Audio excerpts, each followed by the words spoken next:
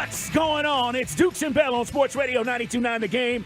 We start off every day and every hour by saying, hey, man! What a weekend it was. The Braves, well, that wasn't fun. Atlanta United, that was fun. Yes. And our Atlanta Hawks. Well, Friday night was fun, but Sunday, not so much, Mike. Yeah, and going round and round with some of the Hawks fans out there, like the refs, yes, the refs are definitely giving the Celtics the advantage, but the refs weren't missing those jump shots, I mean, the refs... yes, you could argue that whatever DeAndre did was a hell of a lot less than you saw Jason Tatum make contact with an official during the game, mind you, in the paint, in front of everyone, whereas DeJounte's thing was only seen by some knucklehead with his phone. By the way, get your phone down and just enjoy the damn sporting event. But anyway, Carl, this one is frustrating, but you and I have been touching on this all season. You're always waiting and hoping, guys, that you're going to get some magic. Well, ironically, you got a guy, DeAndre Hunter, who showed up, kind of like Game 5 against Miami, but John Collins disappeared. So you never get all five starters on the same page. It's fool's gold if you are buying what you saw last night. Because I watched 82 games and he didn't do this once. 82 games. Not once in the regular season did he do what I saw him do yesterday. So it's fool's gold if you are saying, see, Dukes, DeAndre Hunter is all that. We need to hold on to him. He's going to be really good for us. He didn't do it once. So I'm not buying it. And then, Mike, you have been saying this to me for months. What about John Collins? And I have been giving John Collins the benefit of the doubt. Mike Bell, you've been saying for months, what about John Collins? He can't shoot. And I've been saying, Mike, he's got to shoot those open shots. Guys, John Collins was terrible yesterday. 5 points, and he's got 11 combined in the last two games. I don't know what to tell you except he's got to go. Yeah. We've always enjoyed our conversations with John because of all the Hawks. He's probably the most forthcoming and the most candid about what's going on. But at the end of the day, I don't know what he is. I've never known what he is. And maybe that's why he had that suspension, because he was trying to get bigger in the shoulder so he wouldn't get thrown around so much. You know, he had that PED suspension, which he can't really hit the consistent jump shot at all. So he can't do what even Al Horford does at his stage of his career. You can't trust him to hit that shot. He's not really a guy that can go get inside the paint, save for one or two moments like against Embiid that one time, right? Right. But, I mean, he's a guy like you just don't know what he is. And he's certainly not worth the money they gave him. So that was crystallized. If you never understood it, now I think you do in these last two games, to your point about JC. 1 for 9 from the field. Here's the deal last night. You lose by 8. John gave you 5 points. John, give me double digits. Everybody else pretty much showed up. I mean, Murray, Trey was amazing. Again, Hunter and JC doesn't show up. And I cheated him. I said he has 11 in the last 2 games. He's got 13 total. So this is why we are in the predicament we're in. And, you know, for Hunter, Andy was just saying this. Guys, he didn't shoot the fourth quarter.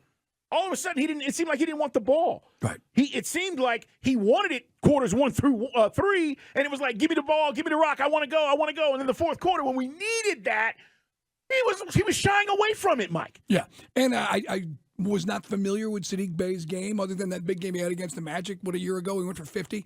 Saddiq Bey is frustrating, too. And again, we don't have as big a sample size, but he's frustrating, too, and he couldn't really get any traction. 5 points. Bench gave you nothing. Bogey was 2 of 5 for 3, 3 of 8 from the field. So we didn't get the bench scoring. Bench probably outperformed the Heat, and they haven't really done much since. So frustrating. But this is why in the offseason, and I think we can now start to begin to look at the offseason, because this team's not coming back from 3-1, guys. I'm sorry. I'm a glass half full, but let's be real.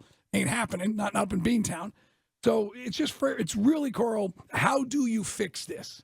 How do you become more than a 500 team? How do you become and go get what Boston has? Well, that's years of drafting right, adding, supplementing the right free agents. So I don't know if we can do it, but we're going to sure as hell have to do something. Yeah, listen, they are loaded. And the thing about it is when they went to their bench and Brogdon, boo! Yeah. He comes off the bench. You don't like Atlanta, and you're from Atlanta. He comes off the bench. He's hitting shots. White's hitting shots. Everybody's hitting shots. Smart is hitting shots from all over last night. And I'm just like, they are just loaded. And that is a team that's built for a championship. And we saw it last year, and everybody said, well, are they really that good? They are. They're really that good. But I don't know if they get past Milwaukee and all of that. There's still a lot of basketball to play. As far as us, Mike, as we're concerned and how we're constructed, I think physicality matters. And whether you're going to go get tougher guys or guys who are more physically stout, and I'm not saying young guys. I'm talking about guys that are in the league that know how to play, okay? A younger version of a P.J. Tucker is what I'm talking about. You need some of that on your team because I don't think we have it. And if you don't believe me, listen to the fact of what Quinn Snyder said about the physicality of Boston. Well, we knew that this game would be, physical, highly intense game. And, I don't think we matched that consistently over the course of the game the way we needed to. I don't either. But how is that possible in the freaking playoffs where everything is amplified or supposed to be? That's the one that I will never understand why we were flat for game one or how you can be flat in a game. These are all must-win games, Carl. It's hard to wrap your head around it. They are, but I think it's also how you're constructed. I mean, when Boston, and they've got, in the game, Mike, who am I thinking of? Williams, right? Their center, Robert Williams. He's a load, man. Right. I mean, he's blocking shots. He's rebounding. He's intimidating. I just think as much as Capella is, and Mike, you've said this time and time again, and again, I think you can find guys that can put the ball in the basket. I'm talking about how we are constructed. If you're telling me right now, Dukes and Bell, Trey is here. Dukes and Bell, DeJounte Murray is here. And again, we don't know all of this. We don't know who's going to be here. But let's just say those are your building blocks. You need to go get some more physicality to your basketball team, Mike, because that's what wins in the playoffs. For all the stuff we talk about Golden State and how crazy Draymond is, they've got that. They understand that. They're bench. They're veteran guys. They get that. That's why they've won this many championships. You've got to have that element. And I think it goes beyond just Trey and scoring and all that. Guy had 35 points and 1 turnover, and we didn't win. I know. By the way, John Collins, 30 points for the entire series against Boston. And that averages out to 7.5. 2 games with 5 points from John Collins. So, I mean, this is a guy, this is a corner. Think about this, guys. He's not a supplemental piece. He's a guy you're paying to be bedrock. He's a guy you're paying to be one of the cornerstones for this thing. And he doesn't do it. One of the 3 guys. Correct. He's supposed to be one of the 3 guys. And he just doesn't. Again, it's beyond inconsistency at this stage. And look, and you touched on this. Boston makes their shots. Now, Tatum struggled 4 of 13 from 3-point, but it sure as hell seemed like they got hot at the right time. Every time it was like a fight. They had a reach advantage. Every time we closed it down to 5 or 4 points, they hit a 3. And look, you said it. They've got guys. Everyone knows their role. Brown, White, we talked about. Marcus Smart is a solid piece. Al Horford he had no points, but he served a purpose on the floor as far as, again, they got guys. So he would have been our solo 2 years ago if you want to consider what was Al Horford's role. Well, and he picks his spots. Correct. I mean, the thing that you have to understand about Al Horford is when he got to Boston, they weren't this. As they built this, he was the guy in the locker room that kept everybody on point. And so that veteran leadership that you're talking about with Solo that we thought we didn't have and that we have or whatever it is, he picks his spots. Al Horford can shoot the 3. He didn't have to do it last night. And everybody else is knocking shots down. I'm just going to play my role. That's what veterans do. And I've said this, Mike, when he was here, we wanted him to be a superstar. He's not that. He's never going to be that.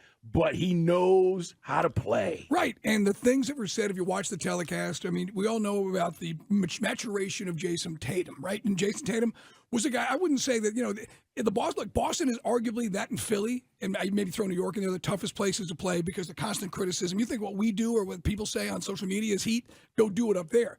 Jason Tatum has kind of had that sort of momentum and changing his career because he gets it, like the switch goes on. And I think we're seeing the same thing happen with Trey. Trey's always had the skills, but now he's applying it across the board. I think him and Quinn have really forged something here in this brief amount of time they're together. And you can't say anything about Trey's effort. I know his dad was chirping on Twitter. I mean, what can you say? Trey was doing his job, and he did it at a super high level, and he made some big shots, but he just doesn't have the supporting cast. Yeah. And that means now Landry Fields' job gets a lot tougher. The coach is set, but he's going to have a big say in this because he's got player personnel control, which means any of these moves that are made, I've said this, Quinn is signing off on it. Yeah. All right? That Quinn Snyder is going to be the guy at the end of the day saying, yeah, he stays, he goes, and this is what else we need.